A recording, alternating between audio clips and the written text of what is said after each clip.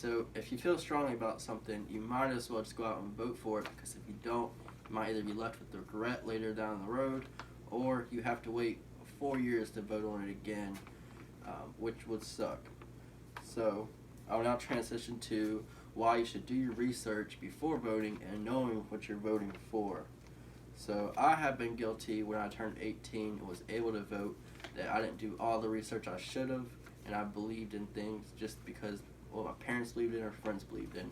After doing my own research and forming my own opinion, some of my ideas and opinion on things have changed, and I have a whole new perspective on the issues that we have today. So it's always important to do your own research, because your opinions may change. You never know until you do that research. And a study was done by Duke Chronicle after the North Carolina election recently, and only 1/3 of the people that took the poll knew what they were voting for or the 5 rights they have in the First Amendment. So it's always important to know what you're voting for before going to the polls. Otherwise, you're just circling in random circles. You don't really know what you're voting for. You might end up later down the road actually not agreeing in something you voted for and didn't know what it was at the time.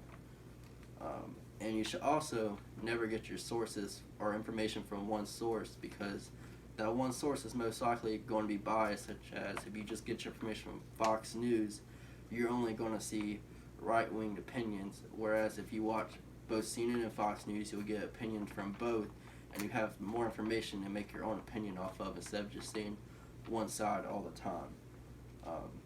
For local elections, you should always use a newspaper, because they're always going to state the candidates and what they stand for and the policies you're going to be voting for, so you know what you're voting for and what you want to vote for before you get to the polls, instead of having no clue what you're doing. I hope that I've shown you all why you should vote and not to waste your vote.